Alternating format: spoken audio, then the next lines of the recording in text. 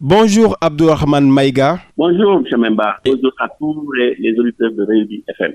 Vous êtes le directeur des structures de la République des valeurs. Il y a 14 ans, le Sénégal a été le théâtre d'une importante mobilisation citoyenne contre une réforme constitutionnelle controversée. Ce mouvement de contestation qui a culminé le 23 juin a marqué un tournant décisif dans l'histoire politique du pays. Qu'est-ce que cela vous inspire, Abdourahmane Maïga? 14 ans de cela, donc il y a eu un événement de taille politique, je veux dire, de taille qui a marqué l'histoire politique du Sénégal. C'était le 23 juin, effectivement. Je me rappelle de cette date, c'est plus comme si c'était aujourd'hui. Voilà, et donc voilà, cet événement était consécutif à un projet de loi que Abdoulaye Wade donc vraiment voulait imposer au peuple sénégalais, donc notamment sur le cadre bloquant. Donc un projet qui était à l'époque, disons, suivi par le peuple, hein, donc qui n'avait pas l'assentiment populaire et qui a donc poussé donc les populations à aller se rassembler au niveau de l'Assemblée nationale pour manifester donc leur mécontentement ou bien en tout cas désapprouver donc disons ce projet qui n'avait rien de légitime, qui en fait n'avait que pour but d'installer donc disons son fils Karim Wade. Donc, mais on a vu comment les événements sont déroulés. À la fin, donc, je pense que la majorité donc, de l'époque donc, a fini par reculer et le projet finalement donc, de loi n'a finalement pas été voté. Ce qui constitue donc un tournant décisif dans l'histoire politique du Sénégal, parce que aujourd'hui, ce qu'il faut retenir le 23 juin, c'est que le peuple a montré à travers les manifestations que c'était lui le détenteur de la souveraineté et que les gouvernants donc n'étaient que délégataires donc de cette souveraineté que le peuple donc leur avait confiée. Donc ce qu'il faut reprendre et retenir, c'est que il appartient aux gouvernants donc de prendre des décisions en conformité avec les intérêts, les aspirations du peuple.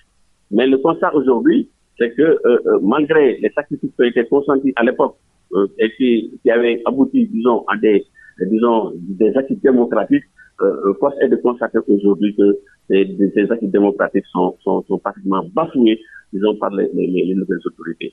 Et ce qu'il faut comprendre, c'est qu'à l'époque, les populations s'étaient insurgées contre la liberté d'expression, hein, c'était insurgées contre les arrestations arbitraires, c'était insurgées contre les violations des textes.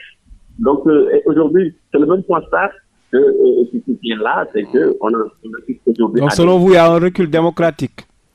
Un grand recul démocratique. Je pense que les arrestations arbitraires de Badjakate, Abdounger et autres donc, sont des élections innocentes qui affectent donc de ce recul démocratique. Vous, qui êtes de la presse, vous êtes même des victimes, disons, de ces manquements de ce recul démocratique, parce que je pense que la liberté de la presse, elle est consacrée donc, par l'article 8 de la Constitution, au même titre que la liberté d'expression, et nous constatons aujourd'hui que ces acquis démocratiques consacrés dans notre Constitution sont quotidiennement violés par les nouvelles autorités. Ce qui constitue donc pour ma part et pour la plupart des Sénégalais une grande recul démocratique qui est à déplorer. De la malgouvernance, le mot est lâché par le député de la Majorité, Guy Marius Sagna, juge la pratique de ses camarades et leur demande de rectifier le tir d'ici décembre 2025.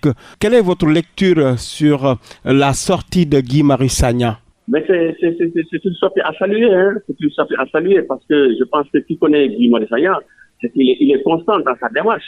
Guy Marius Sagna, opposant, et Guy Marius Sagna au pouvoir, mais il n'y a pas un grand changement. Il s'est toujours battu, disons, pour dénoncer l'arbitraire. Hein, il s'est toujours battu pour le peuple. Donc voilà, même si il fut un temps où on a constaté une certaine, disons, on n'entendait plus. Il était un peu voilà. Mais à travers sa sortie dernière, donc je pense que là, nous ne pouvons que nous féliciter donc, de cette sortie parce que force est de constater que, je prends l'exemple des véhicules donc, que le président de l'Assemblée nationale a unilatéralement décidé donc d'acheter pour le compte du député. Donc cette décision n'a pas fait l'objet de l'unanimité, n'a pas fait l'objet de débat. Et le président Thierno Alassane l'avait dénoncé en son temps. C'est-à-dire que en tant que député, il n'a pas de souvenance où il a été consulté pour ce qui concerne l'acquisition ou bien l'achat de ces véhicules. que s'il avait été consulté, en tout cas, il aurait préféré, en lieu et place de ces véhicules, qu'on leur maintienne les indemnités de transport pour un montant de 900 000 qu'ils percevaient. Donc, c'est pour dire qu'il y a une absence de démocratie au niveau de l'Assemblée nationale. C'est la gabegie, parce que Wadi Sagna a dénoncé le fait qu'il y avait des sous-corps qui étaient des pieds pour aller à la messe, et d'autres, je sais pas moi, avec la situation de déficit financier que le pays traverse, parce que le président de la République a eu le dire que nous sommes dans un état en crise et que les masses de madame étaient pratiquement inexistantes. Donc, on ne peut pas comprendre qu'un pays dans lequel les gens on demande de servir à sécurité. Pendant ce temps, c'est la bamboula au niveau de l'Assemblée nationale. Je pense que là aussi, ces députés n'ont pas été éduqués du tout cela.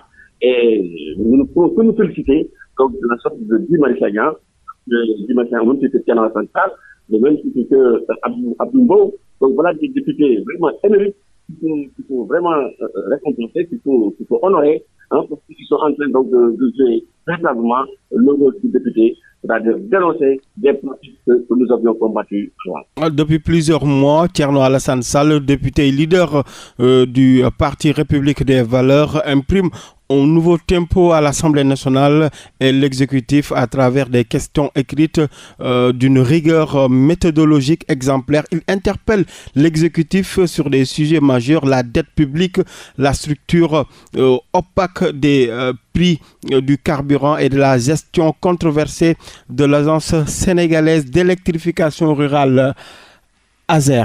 Ces trois questions écrites qui ont été déposées sur la table de l'Assemblée nationale par mes soins, donc en l'espace de 15 jours. Et comme vous l'avez si bien dit tout à l'heure, ce sont des questions qui nous interpellent nous tous et qui attendent donc des réponses. Donc la dernière en date, c'est celle relative à l'ASER, donc qui concerne donc effectivement donc des manquements que le député Thierno Alassane Sall a constaté, disons, dans l'exécution de ce contrat qui porte sur les milliards et des milliards on parle de 90 milliards. Vous voyez, donc, c'est 90 milliards et quelques, je veux dire, c'est pas les chiffres exactement, mais ça tourne autour de 90 milliards. Déjà, il faut constater qu'il y a plus de 36 milliards qui ont été déjà recrutés en violation des dispositions de l'article 13 du code ciment, qui dit que il n'y a pas de garantie, je vais vous dire, une lecture, donc, de la disposition légale qui sous-tend, donc, la déclaration écrite, la question écrite de Thierno Alassane Sall, parce que l'article 13, donc, du code ciment dit que la prime est payable au domicile de l'assureur ou de l'intermédiaire dans les conditions prévues par l'article 541. Ça, c'est l'alinéa 1. L'alinéa 2, qui est plus intéressant, dit que la prise d'effet du contrat est subordonnée au paiement de la prime par le souscripteur. Il est interdit, troisième alinéa, aux entreprises d'assurance, sous peine des sanctions prévues à l'article 70, de souscrire un contrat d'assurance dont la prime n'est pas payée ou de renouveler un contrat d'assurance dont la prime n'a pas été payée. Donc, le constat dans cette affaire-là, c'est qu'à un pôle Sénégal attributaire du marché, nous, en tout cas au niveau de la République des valeurs, nous soupçonnons qu'il y a eu, disons, une infraction délictuelle et il y a eu beaucoup de manquements par rapport donc, à l'attribution de ce marché. Et le premier manquement et le plus important que nous avons constaté, c'est qu'à un pôle Sénégal, qui est attributaire du marché, ne s'est pas acquitté, disons, des dispositions prévues par l'article 13 du code civil, à savoir le paiement de la prime d'assurance. Donc, et le non-paiement de cette prime d'assurance, donc, entraîne de facto la résiliation du contrat. Nous avons entendu le directeur des assurances déclarant qu'ils auraient payé la prime. Ils ne l'ont pas payé avant, ce que l'article 13 dit dans son principe, que la prime doit être payée d'abord pour que le contrat soit validé. Mais il a au moins admis que, effectivement, le contrat, la prime n'avait pas été payée avant, mais qu'elle a été payée après. Donc, soit 3 mois, il s'est présenté sur des dérogations de l'article 13. Et parmi les dérogations de l'article 13 que j'ai par divers mois, il se trouve que les dérogations répondent à des conditions de fond et des conditions de force. La première condition, c'est que pour qu'il y ait une dérogation, il faut que la prime totale dépasse 80 fois le SMIC annuel du pays. Ça, c'est une première condition. Ensuite, maintenant, la deuxième condition, c'est que le délai accordé par la dérogation ne doit pas excéder 2 mois. 2 mois, on a dit. Alors que lui-même, il a reconnu qu'ils ont payé, disons, la prime d'assurance, c'est-à-dire au-delà des 2 mois, c'est-à-dire qu'il a même parlé de 180 jours. La dérogation permet aujourd'hui donc de payer cette prime-là au-delà aller jusqu'à 180 jours. Alors que dans les dispositions de l'article 13 du Code civil, il n'a été nullement mentionné donc le délai auquel il fait allusion. Donc, ce qui constitue une violation extrêmement grave, non seulement de l'article 13 dans son principe, mais aussi dans ses dérogations. Donc, c'est pourquoi, aujourd'hui, le constat fait que devant un tel manquement, parce que cette prime, je rappelle au passage que l'ANCOP avait suivi la SORAC de plusieurs courriers pour lui demander est-ce que AEPAO s'était acquitté de cette obligation. Et l'ANCOP n'a jamais reçu réponse de la part de la SORAC. La banque Santander espagnole qui a financé le projet à hauteur de plusieurs milliards, qui a fait des décaissements à un moment donné, constatant qu'il y a eu beaucoup de violations ou de manquements dans l'exercice du contrat, malgré les décaissements qui ont été effectués, a eu à poser les mêmes questions, disons, au niveau de la SONAC. Et les toutes correspondances qui ont été écrites, disons, par la Banque Santander sont restées sans suite. Et face à cette situation, je informe au passage que les Espagnols sont en train de mener des investigations, des enquêtes, en vue de connaître l'utilisation qui a été faite. Donc nous attendons la suite. Mais non seulement au niveau de la SONAC, mais aussi nous attendons la suite des questions éthiques, la question éthique que le président Thierry Santal c'est important. A adressé au ministre du Budget et des Finances, à savoir est-ce que réellement, à Espagne, c'est acquitté donc des dispositions prévues par l'article 13, c'est-à-dire est-ce que la prime a été payée, et si tel est le cas, quand est-ce que cette prime a été payée, en même temps que les garanties y afférentes. En Conseil des ministres, Abdourahmane Maïga, pour terminer, le Premier ministre Ousmane Sonko a énuméré des manquements graves au niveau de l'administration qui, pour le moment, peinent à épousser le souffle nouveau de la rupture. Mais le régime ne pourra pas décoller. Mais de toute façon, il n'y a rien de surprenant. Parce que si on regarde de près le profil des personnes qui ont été nommées dernièrement, cela pose problème. De ce régime, je rappelle au passage qu'il avait promis une fois au pouvoir, il allait procéder, disons, par des appels à candidature, donc pour que les gens puissent pouvoir au poste stratégique pour l'administration. Et qu'aucun poste politique ne serait désormais, disons, attribué à des politiciens. Donc, c'est par ordre de mérite et de profil que les nominations sont nécessaires. Le constat aujourd'hui, c'est que cette promesse électorale qu'ils avaient faite en son temps n'est pas respectée. Selon vous, il n'y a pas de bon profil? Non, mais les profils, mais vous imaginez, je ne veux pas, disons, citer des noms, mais voyez de vous-même. On nomme des personnes à des postes stratégiques, alors qu'ils n'ont pas le profil qu'il faut. Je vous donner, par exemple, l'exemple je ne veux pas, personnaliser le débat, mais quelqu'un qui excelle dans le domaine judiciaire, parce que, en tant que juriste, on le passe au niveau du port. Voyez mon regard. Qu'est-ce qu'un juriste va faire au niveau du conseil d'administration du port? Moi, je pense qu'un juriste, il serait beaucoup plus à l'aise, il serait beaucoup plus utile au pays, disons dans l'entourage du ministère de la Justice.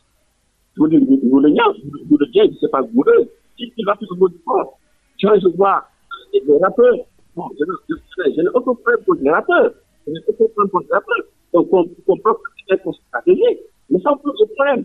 Il y a certaines personnes qui n'ont pas une certaine, je veux dire, si on parle de bonne mœurs, ou bien d'exemplarité dans un pays où les voilà au plan, je pense qu'il y a certains, par exemple, je ne veux pas citer de nom, ne méritent pas d'être, disons, parachutés à des postes stratégiques comme PCA. D'accord. Donc, le problème qui se pose, c'est qu'on n'a pas mis les personnes qu'il faut à la place qu'il faut. Donc, rien de plus normal pour que le pays ne puisse pas décoller. Parce qu'il y a un problème de compétences, donc c'est des postes politiques qui ont été faits au gré du Premier ministre, donc il ne peut s'en prendre à lui-même si l'administration tarde en tout cas à décoller.